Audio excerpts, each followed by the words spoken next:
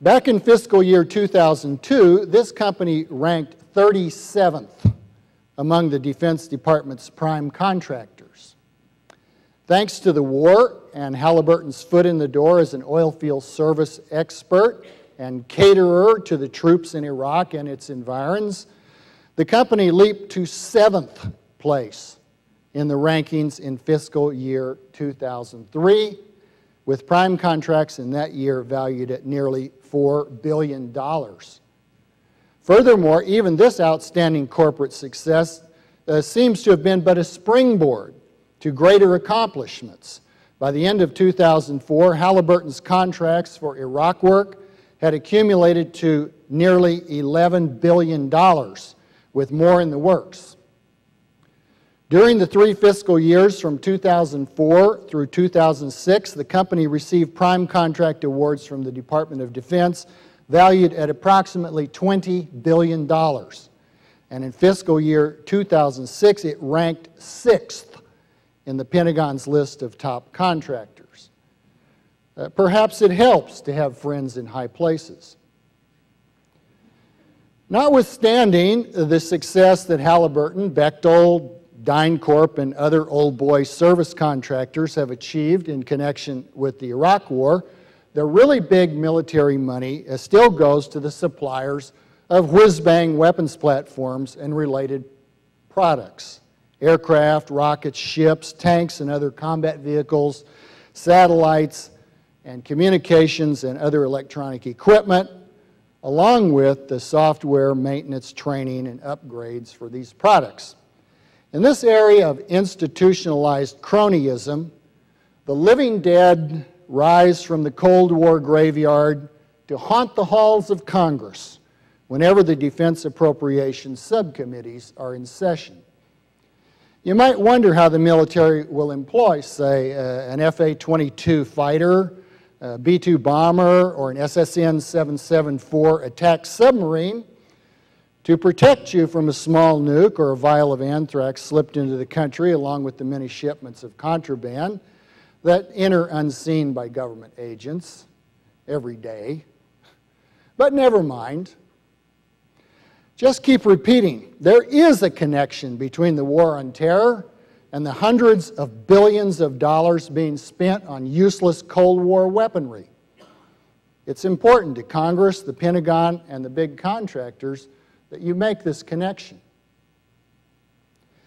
As for the Christian dispensationalist soldiers marching onward as to war, and in this case it's more than a metaphor, in order to ease the worries of God's chosen people about Israel's hostile neighbors, or to hasten the glorious mayhem of the prophesied end times, suffice it to say that these fundamentalists worked hard to elect their favorite man to the presidency, and they succeeded in doing so.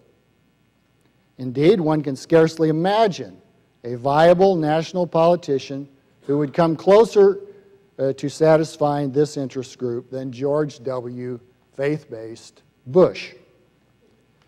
In sum, when we ask ourselves who took the United States to war and who keeps it engaged there, and what those individuals hope to gain by doing so, we quickly come to appreciate what a roaring success this venture has been and continues to be for all of them.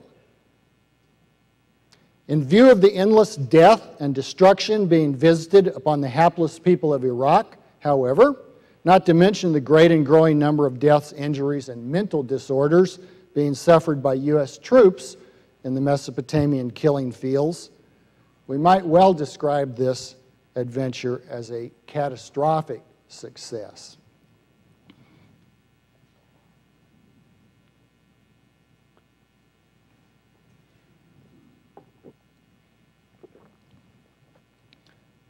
Turn now to discuss war weariness.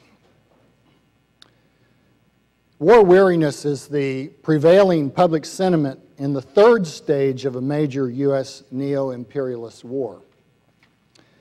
In this prolonged stage, most people have grown tired of the war. They've surrendered their prior illusions about the glorious outcomes it was supposed to bring. They've come to understand that for them it is worse than pointless, that its costs have been real and its benefits a chimera, and that it seems likely to damage them further as it continues. Yet the war goes on and on with no end in sight. We are now well into this stage of the present war in Iraq. I recall all too well the war weariness of the late 1960s and early 1970s. By 1968, the Americans had come to understand that no good outcome lay in store for them in Vietnam.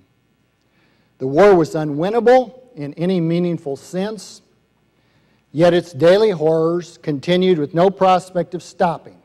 More bombing, more shelling, more close contact combat in the jungles and rice paddies.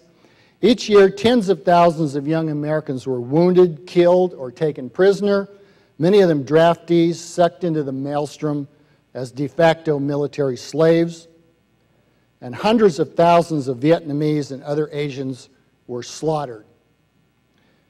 Each horrible day was followed by another horrible day. Each horrible month by another horrible month, and each horrible year by another horrible year. Until, weighted down by despair, one wondered whether the madness would ever end. The war in Iraq now elicits the same hopeless feeling. By major neo-imperialist wars, I mean so far those in Korea, Vietnam, and Iraq. Long before them, in the Philippines from 1899 to 1902, the American people had a foretaste of neo-imperialist wars to come. But the Philippine War never reached a great enough magnitude or affected the general public deeply enough to become a large factor in the public's outlook on national affairs. Then, as now, some people actually approved of the war from start to finish. In those days, racism was more flagrant and redder in tooth and claw than it is now, which helps to explain why so many Americans supported a totally inexcusable imperialist venture. In Korea, Vietnam, and Iraq, the U.S. experience presented a similar course of events. In each case, except in Iraq where the conflict has yet to run its full course, the war moved through 4 stages. 1, upper echelon plotting. 2, outbreak and early combat. 3, sustained combat and strategic stalemate.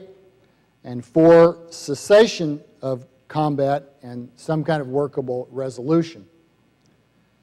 The stages may vary in length and form.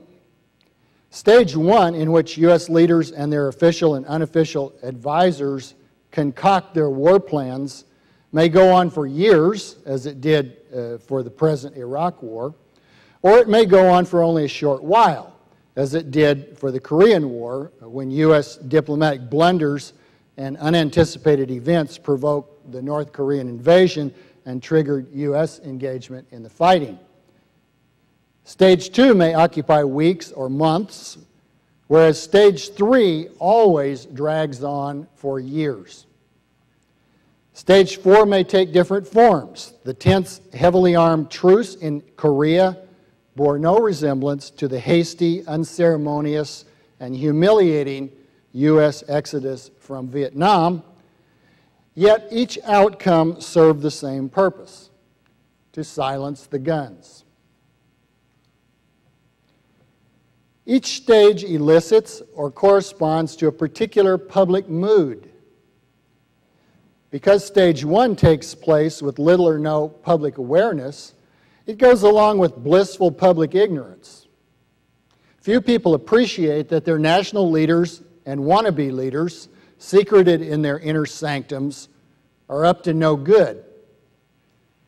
The onset of Stage 2 invariably ignites great public enthusiasm as the people rally around their national leaders, support the troops, and reflexively accept the tales they are told about the enemy's wickedness